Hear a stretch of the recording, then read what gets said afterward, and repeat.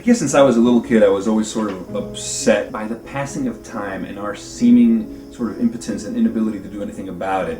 I look back on pictures of the past and I'm overwhelmed by this melancholia for beautiful experiences that are pretty much dead and buried except for how they exist on a faded photograph.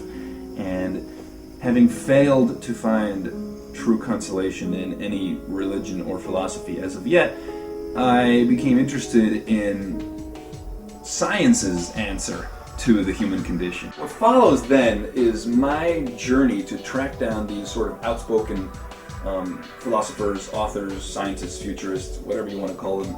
These guys that are predicting an engineering human technological solution to the problem of death. What I tried to do here was put these interviews together and tie them together thematically, and the result really is more of a meditation on the longing, the human longing to usurp the powers that be and overcome death or transcend death or not die at all.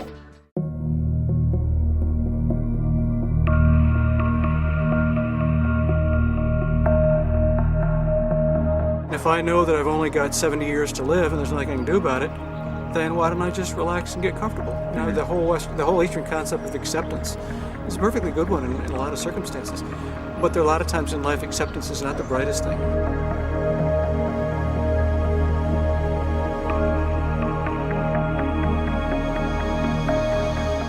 I think evolution never took into account human consciousness and the idea that we can become attached to our surroundings and form attachment relationships with the things and ideas and people that we love.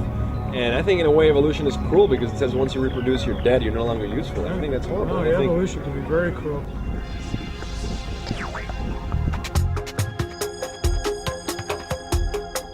We're actually about to go and sit down with Ray Kurzweil, who the Wall Street Journal has called the restless genius. He's one of the most respected futurists and inventors in the world. Bill Gates has had him over for dinner twice just to pick his brain. And this guy believes that living among us today is the first truly immortal generation of humans, humans that are going to benefit from a technological singularity, as he calls it. Now, biology basically is information. I mean, our genes are little software programs. But an important principle of an information technology is that it doubles its capability every year. So I guess what Ray Kurzweil, what's important to gather from his thoughts is that he says that biology is essentially becoming an information technology. And information technologies, according to his law of accelerating returns, grow and expand exponentially, not gradually. So they make leaps and bounds all the time. We're really gaining an understanding, precise understanding of how biology works and what causes aging and death, and gaining the means to reprogram it.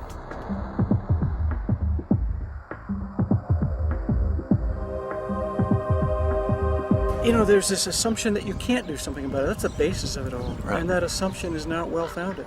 I think we really can do something about it. And people who say we shouldn't interfere with the will of God, they don't seem to mind that when I'm offering them Motrin for their arthritis pain or... Exactly. You know, so that's okay suddenly. So what's the difference?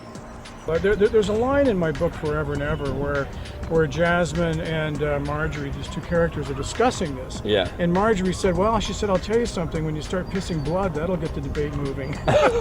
I think that our love and our compassion for our fellow human being ultimately will lead us to the conclusion that we have to do everything we can to eliminate aging and death.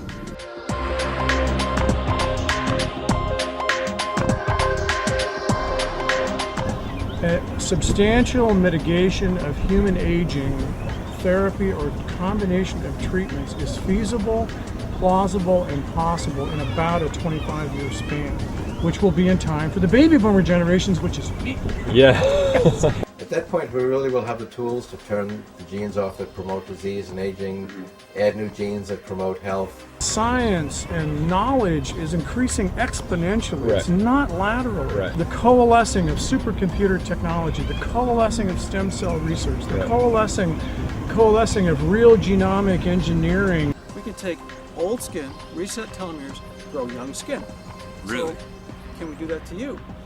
The only thing lacking, I think, is commitment and funding.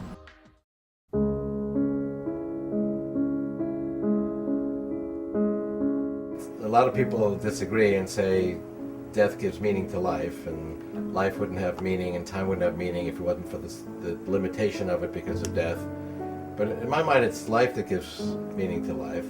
And what we do with life, which is actually to create knowledge, and by knowledge I mean music and art and science.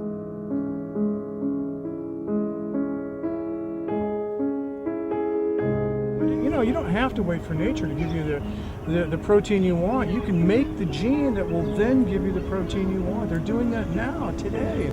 It's not that we are Playing God. playing God any more than playing God is doing a triple bypass. Right. Well, if the idea is that we shouldn't play God and shouldn't do a triple bypass, shouldn't give antibiotics, then I prefer my God. You can have yours. Is inevitable as a car racing toward a brick wall.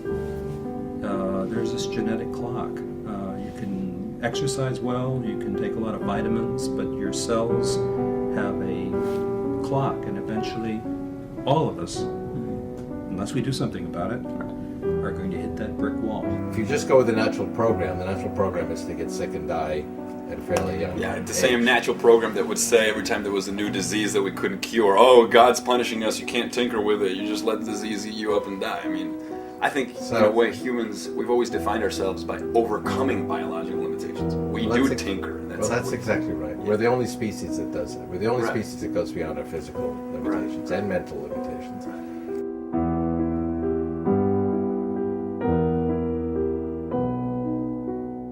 The research is ongoing. This is all spectacularly interesting stuff, and I implore everybody to become well educated and not let their preconceived notions of what is possible scare them away from expanding their minds with knowledge and inquiry and that sort of human drive that makes us seek out more and better and improvement and overcoming those limitations seemingly set on us.